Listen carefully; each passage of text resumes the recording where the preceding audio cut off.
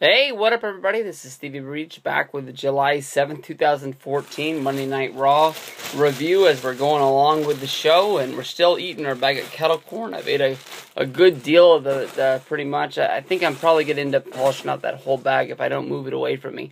It's one of those most addicting foods to me. I just keep putting my hand in there even though my stomach's getting kind of full, and I already had a bowl of chili tonight when I got home.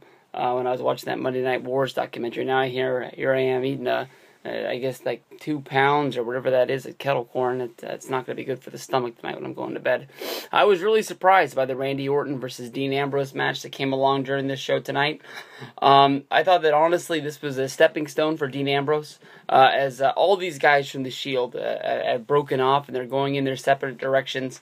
The second I saw that Ambrose would be getting in the ring with Randy Orton, I saw it as a test as to see how far Randy Orton was going to let Dean Ambrose go.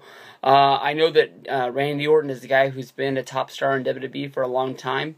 You don't really hear a lot of things about Randy Orton being protective over his spot. But there are stories getting out about him not liking certain people and having certain amounts of influence to making sure that people aren't going to really be in high spots or even in WWE anymore. Most people can think of the stories with Kofi Kingston when Randy had his temper tantrum on Monday Night Raw during the Kofi match when Kofi was getting a real big, huge push. I believe he put Randy Orton through a table and beat him on a Madison Square Garden Monday Night Raw, which is a big deal.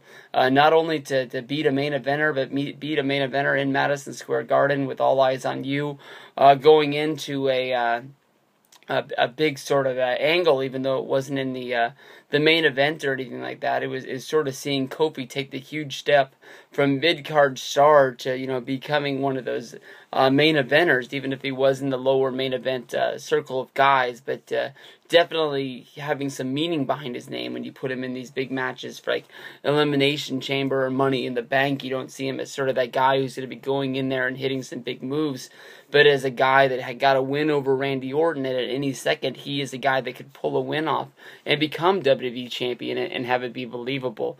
So that's why I had close eyes on this match, seeing how Dean Ambrose was going to perform. All three guys with the Shield, every single trios match that they had, easily performed and became one of the match of the nights. Now that these guys are going off on their own, we have to see how they can stand up amongst each other. I think right now everybody has a real close eye on Roman Reigns, since he's getting the surefire sort of main event push. People are saying that it might come soon. It might be WrestleMania 31, but somewhere along the way, this guy is going to be the flagship guy of the company. But I was really honestly surprised. Orton gave a lot to Ambrose, and these guys battled all throughout the ring with Ambrose having the upper hand in a good deal of this match. Randy was able to overcome the odds and gain the advantage, only for Ambrose to pull through. At one point, Ambrose looked like he was going to hit the Dirty Deeds and get the win, but Orton was able to get the block. They fought down on the floor for a while. Ambrose threw a whole bunch of chairs in the ring, looking like this match was either going to end in disqualification, where these guys can go their separate ways and not sort of give each other anything out of this. But basically, Orton was able to gain the advantage of this, and he was able to hit the RKO on Dean Ambrose and get the win here. Obviously, Randy Orton is the bigger star. I don't think it really takes any, of the heat off of Dean Ambrose to lose a match to a guy like Randy Orton, who's in the WWE World Heavyweight Championship hunt. I still believe that Dean Ambrose and Seth Rollins is going to have the match of the night.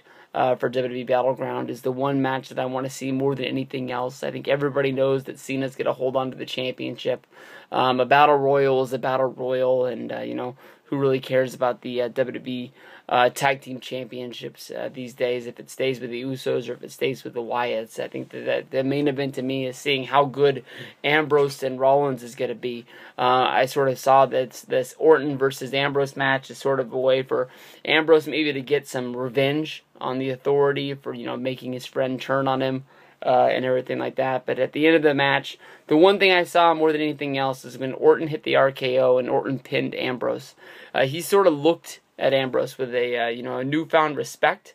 Not like they were gonna be friends, or not that they were gonna go out and get a beer or something like that. But you can see, I don't know if I was reading too much into it, but it almost was like Orton was looking at Ambrose, like he knew that this is the guy that he's gonna be fighting with for the years to come, and he might have got the win here on Raw.